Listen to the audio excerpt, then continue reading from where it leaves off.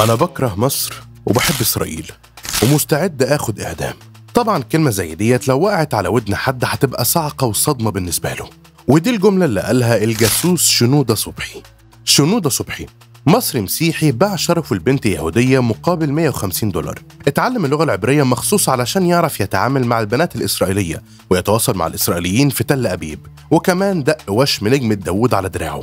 غير ديانته من المسيحية لليهودية وما هموش مبادئه ومبادئ والده، ووالده بقى هو اللي بلغ عنه المخابرات المصرية. تعالوا معايا أعرفكم على جاسوس الجنس شنودة صبحي. شنودة صبحي اتولد 12 أغسطس سنة 1982 في أسرة على قد حالها جدا في سوهاج. والدته ربة منزل وأبوه فراش على قد حاله، وكان عنده 3 إخوات. وبسبب الظروف الصعبة كان أي واحد فيهم كده أول ما يجمد شوية ينزل يشتغل أو يشيل عن والده الحمل شوية. شنودة أول ما وصل ل9 سنين راح اشتغل في ورشة النجارة بتاعة عمه. وسنة 2006 شنودة اتخرج من الثانوية الزراعية بدبلوم.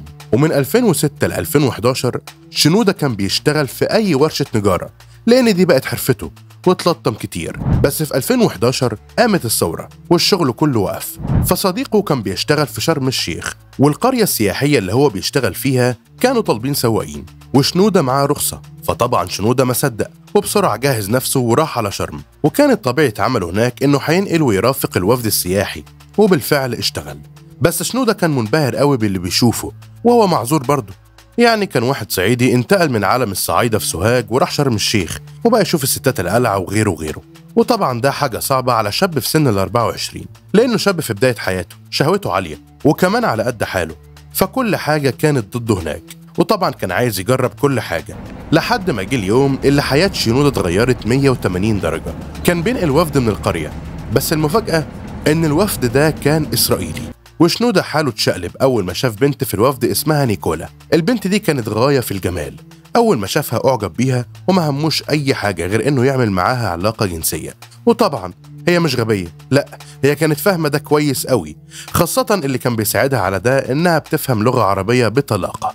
ووافقت على إنه يمارس معاها علاقة جنسية. ومش بس كده، ده بعد ما مارسوا مع بعض ادته $150، ومن بعدها بقت تكلمه كتير وتعرفه قد ايه هي مغرمة بيه وبتحبه وما تقدرش تستغنى عنه كمان. وهي كانت فاهمة ده كويس، وطبعا هي لا فارق معاها شنودة ولا غيره، هي بس بتحاول تاكل بعقله حلاوة علشان تسهل تجنيده. وفي يوم قالت له أنا زعلانة قوي، أنا مضطر أمشي. فقال لها لا خليكي، أنا ما أقدرش أستغنى عنك يا نيكولا. قالت له أنا نفسي أعيش معاك العمر كله، بس ما أقدرش أكمل حياتي هنا يا شنودة، خصوصا الثورات اللي دايرة دلوقتي في مصر، وحال مصر غير مستقر على عكس إسرائيل بالمرة. وعندنا في إسرائيل أمن وأمان وديمقراطية ووظائف ورواتب عالية كمان، وحياة أحسن من هنا بكتير. اسمع يا شنودة، أنا مسافرة بس مش هينفع تكلمني خالص مكالمات هاتفية. أنا هسيب لك الميل ده تبعت لي عليه ونتواصل مع بعض. قال لها تمام. الحاج شنودة بقى محبش يضيع وقت خالص. هي سافرت من هنا وهو بدأ يبعت لها كتير على الإيميل بتاعها، بس هي ما كانتش بترد خالص. فين بعد 3 شهور ردت عليه وقالت له أنا نازلة خلال أيام وعايزة أشوفك. طبعا هو فرح جدا، بس لما هي نزلت ما نزلتش لوحدها، دي نزلت مع شلة من صحابها، واللي كان من ضمنهم ضابط بالموساد اسمه باول إفتيري. من هنا بقى انت اخدت بالك ان نيكولا مجرد عنصر من العناصر النسائية بالجيش الإسرائيلي، واللي انت عارف ايه شغلها بالظبط، واللي معظمه بيتلخص في تكوين العلاقات الجنسية مع العرب والمصريين لحد ما السنارة تغمز، فتستعين بالضابط بالموساد علشان يجند المصري أو العربي ده. وبالفعل ده اللي حصل مع شنودة. المهم الضابط ده اتعرف على شنودة، ولما اتأكد من نيته ومن حبه لإسرائيل ومن حبه في نيكولا اللي ما بطلش يسأل غير سؤال واحد بس، وهو أنا هتجوز نيكولا إمتى؟ وطبعا الضابط لما لقاه واقع قال له هجوزكوا. بس طبعا ده ما كانش حقيقي، ده مش جواز. هم قالوا له أنت هتدخل الديانة اليهودية معانا وبعدها تتجوز. وطبعا هو وافق. وتاني يوم عمل الطقوس اليهودية بتاعتهم وفهموه إن اتجوز نيكولا، بس هم ضحكوا عليه، هو ما اتجوزش ولا حاجة. وبكده يكون شنودة غير دينه وبقى يهودي. وبعدها قال له انت مش هتقدر تطلب تسافر لإسرائيل، لا انت لازم تسافر على جنوب السودان الأول. شنودة وافق وسمع كلامه. وكمان الضابط الإسرائيلي سأله انت كنت بتبعت الإيميلات لنيكولا ازاي؟ فقال له انا كنت بروح اي سايبر هنا في شرم او عندنا في سوهاج وابعت لها منه. فقال له لا طبعا غلط خالص، خد الفلوس دي وانزل اشتري اي كمبيوتر او لابتوب وانا هعلمك ازاي تكلم نيكولا من خلاله، وده هيكون عن طريق نافذة اسمها أحباء إسرائيل. وكمان اداله مبلغ كبير، قال له ده مننا ليك حلاوة جوازك يا عم. طبعا شنودة كان طاير من الفرحة، ومع أول أجازة ليه في سوهاج راح اشترى كمبيوتر وبدأ يكلم نيكولا اللي هو فاكر إنها كده بقت مراته خلاص. ولما رجع الشغل ومع الظروف السيئة اللي كانت بتمر بيها مصر، معظم الفنادق سرحت العمال اللي عندها وكان من ضمنهم شنودة، فرجع على سوهاج وما كانش قدامه أي حاجة غير إنه يقعد على الكمبيوتر ليل نهار. وفي لحظة هبل كده عمل أكاونت على الفيسبوك وكتب إنه يقيم في تل أبيب ويعمل لدى الموساد، وبقى يضيف عليه أي حد إسرائيلي ويتصفح أخبار دولة إسرائيل ويعرف كل حاجة عنها. زي ما تقول كده كان بيثقف نفسه علشان لما يروح يبقى مستعد. ومش بس كده، لا ده كمان بدأ يتعلم اللغة العبرية، ومن حبه فيهم وفي الديانة اليهودية دق نجمة داوود على دراعه. وفي 2012 طلبوا منه يتوجه لسفارة جنوب السودان وياخد تأشيرة على باسبوره، وأول ما توصل جنوب السودان هتلاقيني هناك وهنقول لك انت هتعمل ايه بالظبط. طبعا شنودة ما صدق وجرى على السفارة، والسفارة وافقت عليه بعدها بشهر واحد بس، من 10/9/2012 ل 9/10/2012. وفي الوقت نفسه كان شنودة أقنع أهله إنه جاله شغل في حرفته اللي هي حرفة النجارة في جنوب السودان. سافر شنودة، وأول ما نزل من باب الطيارة في جنوب السودان لقى ضابط إسرائيلي اسمه جاك مستنيه في المطار. جاك أخد شنودة وسكنه واداه مبلغ محترم علشان يصرف منه، واداله كارت مكتوب عليه كلمة واحدة بس وهي باكستان، وقال له بعد يومين بالظبط من دلوقتي هتجيلك عربية الساعة 10 الصبح تاخدك للسفارة. وبالفعل أخدته العربية وعمل مقابلة في السفارة الإسرائيلية لمدة 3 ساعات وتوافق عليه وأخدوا منه الباسبور بتاعه، والمفروض كانوا خلاص بيحددوا ميعاد علشان يسافر تل أبيب. المفاجأة بقى هنا إن كل ده كان متراقب من المخابرات العامة المصرية، وده من ساعة ما شنودة قابل عناصر إسرائيلية داخل شرم الشيخ لحد بعد ما سافر جنوب السودان. تاني يوم وشنودة في السوق واحد خبط فيه بقوة جدا وضرب شنودة وصمم إنه يصعد الموضوع للسفارة. طبعا انت كده عرفت انه مزقوق عليه، وراحوا السفارة السودانية وسألوهم عن الباسبور الشخص الأول وكل أوراقه كانت جاهزة وكله تمام. شنودة بقى قال انه ضيع باسبوره، وده كان الرد المناسب عليهم.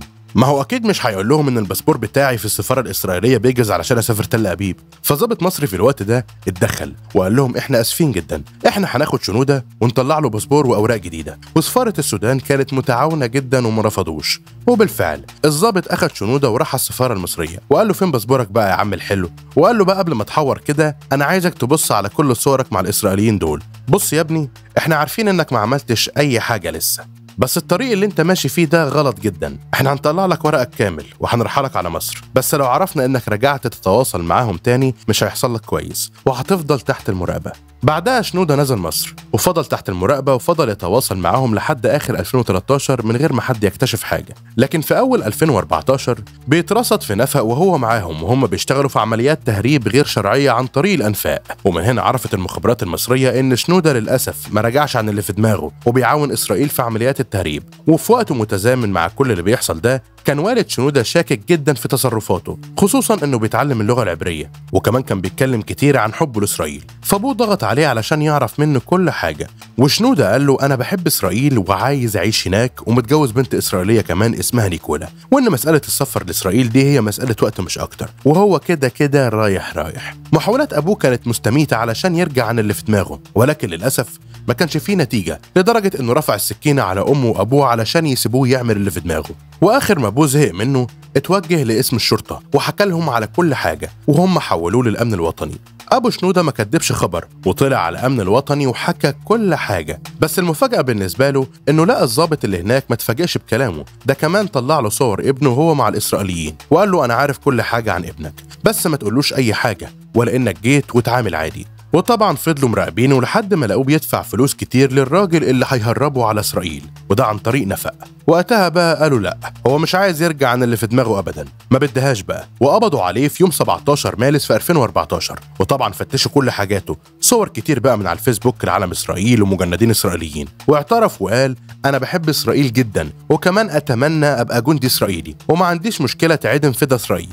وبجملة الندالة بقى قال إنه أبوه هو اللي كان بيشجعه على حب إسرائيل، وإنه بيسافر على هناك، وإنه كان بياخد منه فلوس على طول، وإن أبوه بلغ عنه علشان مرضاش يديله من الفلوس اللي بتتبعت له من الموساد. وطبعا تمت إحالة شنودة للمحاكمة ومفيش ولا محامي حب يدافع عنه، وطبعا علشان ما ينفعش متهم يقف في المحكمة من غير محامي، المحكمة انتدبت نقابة المحاميين وطلبت منهم محامي يترافع عن شنودة. وطبعا المحامي ما كانش قدامه أي حل غير إنه يشكك في سلامة القوة العقلية لشنودة. وبعد عرضه على خبير نفسي اتأكدت المحكمة من صحة الاتهامات الموجهة لشنودة، وفي النهاية تم الحكم على شنودة الخاين بالسجن كشخص خاين لوطنه.